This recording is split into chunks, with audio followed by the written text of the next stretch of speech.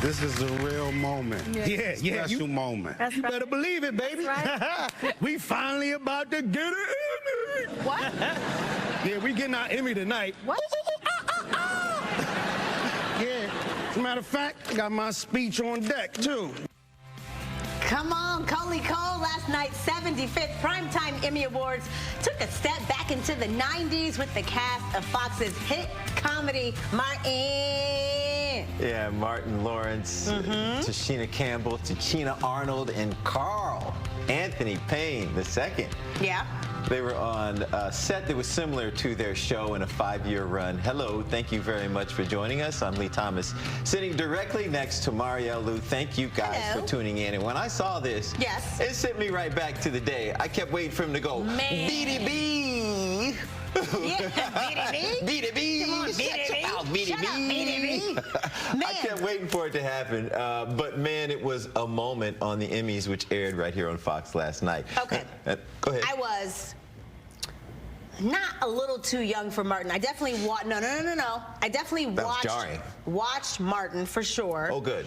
And But reruns, it wasn't at least. like. I mean, I was more the Fresh Prince generation What in about terms of Jamie appointment Foxx TV. and Martin, both of those two shows. Yes. So, but you know, there were some times my dad would be like, Maurielle, go upstairs, get out of the room. You know, sometimes they had made a few. Too young, yeah. So I definitely went back and watched it, and then realized the genius of it. Oh, hilarious. At the time, was Martin, especially being here in Detroit, like, what was it like here? Did Detroit know? Did Fox know they had a hit show Yeah, like that? and it was cool because they would come here to do exteriors, and you know the apartment building is on Jefferson, Yeah. and so when you see the outside of the apartment, it was always Detroit. Yeah. And so we appreciated it and knew it. Yeah.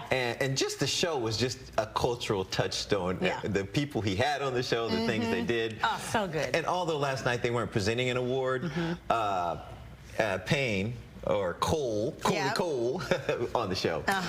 He stepped into his old character and got things mixed up, of course. There was a silent tribute. You may have noticed there was a picture of Tommy Ford. It was on the coffee table in the center of the set. Of course, Ford died 2016 at the age of 52, though, so he was represented there as well. Yeah. It was so cool to see them, and it was cool that the Emmys and Anthony Anderson came on to talk about them never receiving an Emmy in their run at all. As Blackish, the man who started that show and stars on that show, in the same situation decades later, never receiving an Emmy for that show.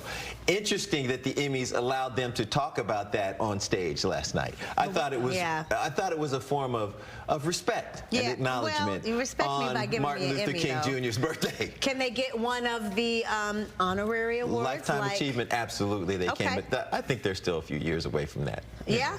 I don't know. We'll see. Good, so good. Niecy Nash-Betts also trending today, giving a memorable speech when she won an Emmy for Outstanding Supporting Actress for her role in Netflix's crime series, Dahmer. Listen to this. And you know who I want to thank? I want to thank me for believing in me and doing what they said I could not do. And I want to say to myself in front of all you beautiful people, go on, girl, with your bad self. You did that. You did that. All right, even the Fonz, Henry Winkler was like, yeah, you did. I want to thank me. I got to say, when Dahmer came out and it said she was in it, I was like, Niecy? Yeah. So She mad said she respect, has because she's saying it to me too, because I didn't think she had the range, but she does. She said, respect me, I got the range. Niecy concluded her speech by dedicating it to Black and brown women who have, quote, gone unheard yet over-policed, like Glenda Cleveland, Sandra Bland, Breonna Taylor. When asked later about her speech, Nash-Betts says that she's the only one who knows how much it costs in the nights that she cried, talking about just really this behind the scenes. A little bit of maybe what Taraji's talking about as well, just so much that's unseen. It is a story that rings true for African American. I'm just going to stick with actresses right now because even Sherry Shepherd has talked about her road and her route and how she was underpaid and people would step in to say, hey, you should be asking for this. And so it's a theme that seems to continue. And it's interesting to see if Hollywood is taking notice, because people are saying this is what's happening, this is what should be happening, and companies are making billions in some cases. Talking about it is one thing, but do something about it. Right. Now, they're all talking about it. It takes the companies to do something about it. Or they'll start their own companies and start doing their own thing, and then what's going to happen? Tyler Perry's hiring. Yes, he is. Let's talk about Christina Applegate, though. She really touched my heart when I watched last night. She got folks out of their seats as well at the Emmys, as she is battling a disease, but she was at the podium with a smile. Thank you so much. Oh, my God. You're totally shaming me with disability by standing up. It's fine. Okay. Body, not by Ozempic. Okay, let's go. Wow. Yeah, she cracked a joke. The star is dealing with multiple sclerosis, and she had to get help to get to the podium. But it was so good to see her just coming on stage and fighting such a strong fight. And by the way, looking beautiful. Absolutely gorgeous. Yeah, so some great moments last night at the Emmys. We just wanted to show you guys a couple of them, because that's what, to me, that's what award shows are about. Anthony Anderson, good host, crack jokes. You have nostalgia, where you have these iconic shows that just meant so much. There was a tribute to I Love Lucy, which I think everybody should do that, in MASH, one of the best sitcoms ever, those two shows. But it was Tracee Ellis Ross. It was cool. I mean, just the way they're able to pay respect to old shows and bring up our own shared history of some things that we just love is what makes an award show great, as we continue the award show march, because there's still a lot coming. Well, next is the Grammys. Maybe we will hear from Smokey Robinson, perhaps. Yeah. He, by the way, is trending, and we're going to tell you why. TikTokers have questions for Smokey Robinson about the title of his latest album. It's called Gasms. What's the name of it? Gasms. See what I'm seeing? Even Steve laughed at that. Well, I mean, it's just, you're laughing too soon, because now Mr. Robinson has entered the chat, honey, and he said he loves you, but it's not what you think. Okay, you guys, I figured it's time for me to comment on the comments that I've been getting about calling my album Gasms. Gasms is any good feeling you might have. Get your mind off of sex, because that's what you're connecting it to. Gasms is not only a sexual word, it's a word that means whatever makes you happy. Whatever makes you happy is a gasm for you. So I want to clear that up. And people are saying, you know, at my age, I shouldn't be talking about gasms. I still have gasms. So, and I hope I always do. So a gasm, you do, Smoke. A gasm is just those beautiful eyes. That's why. Oh, gorgeous. I mean, I looked into his eyes when he came in the studio and it was like, wait wow. a minute. Yeah, I remember that. Listen, and so a gasm is just whatever makes you happy. So you can have a donut gasm, or nope. No? No, it's not. I don't care. I love Smokey Robinson. Don't get me wrong, Smoke. But no, it's not. It is what it is. He said, love you. Take the children out of the room. It is what it is. It is what it is. Time for y'all to go to bed. What you talking about, Willis? You don't, so you're not... Me and Mom got to talk. So you're not buying it? Nope. You're not buying it? Not buying it at all. Okay. Nope. He said it can be for anything. Yes, it can. And get your mind out the gutter. I'm trying. Okay. We want to hear your thoughts on the frigid temperatures as well. It is something across the United States this week. It is not only cold, it's dangerous. And if you're out for a long period of time, it can cause some serious conditions. That's right. So if you are wondering how cold is it? 150 million Americans, or 45% of the population right now, are under wind chill advisory. AccuWeather was able to suspend a fork and frozen noodles in mid-air in Denver. How cold is it? They were able to suspend a fork and noodles? Okay. It's so cold. Thank you. It's so cold.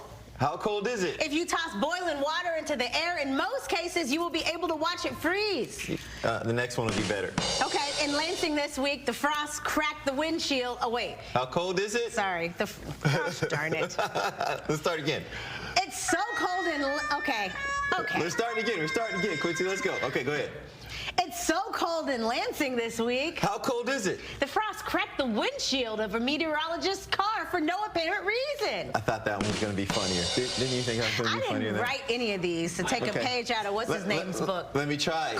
It's so cold. How cold is it? Steam has been seen coming off Lake Michigan and the Chicago River. Man, that's not funny at all. That was like a terrible dad joke, wasn't it? Like a series of them. I would say don't insult dads like that. Oh, nice. It was even worse. That was really bad. But we really thought that was going to be funny, too. Now, I did see a funny video. We really did. This morning, it sounded like a great idea. We'll do the how cold is it? And then they'll be great. It was not. I did see a funny little TikTok of a kid, who threw, maybe I shouldn't say he was a kid, of an adult man. A person. Who threw boiling water in the air, thinking it was going to freeze, but it did not. And it just splashed right back on him. Oh. Sorry. See, now that's funny. Where's it at now? Quincy, in the audio, where you at? Yeah. That was funny. Oh, now you're quiet. There we go. Now you're quiet. We go. And the kid was like, which you know is always great when they have to. Yeah. Okay. Good save. Good save. Yeah. That was rough. For that. Yeah, it was rough. Let's talk about electric vehicles. Electric vehicle owners are finding out what happens to a cold battery. Now, Tesla charging station, this one happens near the Chicago and Chicagoland area. Reportedly, where they were lined up to get charged and their EVs died, dead EVs, because it's too cold to even charge. Some owners say the charging stations have essentially become car graveyards. Dang. Some owners also abandon their cars completely. All EVs can have problems dealing with extreme cold, which is what we're going through. The Chicago Auto Trade Association said that's why it is important for drivers to hit that preconditioned button before they charge their batteries. Now, this is interesting to me because I have driven electric for a while. It's not a Tesla. It's a different automaker. But the only thing I think you have to do with an electric car is plan. So let's do a quick poll. Look at the screen. Are you thinking twice about buying an EV? With a story like that, the answer is yes. With a story like that, the answer is yes. But as technology gets better, as the infrastructure gets better, things will absolutely be better. I think electric cars are fantastic in the future, if not near far. But it's what's happening. Well, but okay, a few things. One, has the very cold weather changed your mileage for your fully electric car? It has, down by about a quarter. That's a lot when you're planning your whole day around your electric charge. And then also these people, again, they have this fully electric vehicle. It's too cold to even use it. I have a hybrid, a Jeep, and I'm not able to use any of my electric charge at all right now. It's plugged in. The last 2 days I've driven to work, I had to use the gas, and I'm hitting the button. Let's come on, baby, let's get some of that electric going. Nope.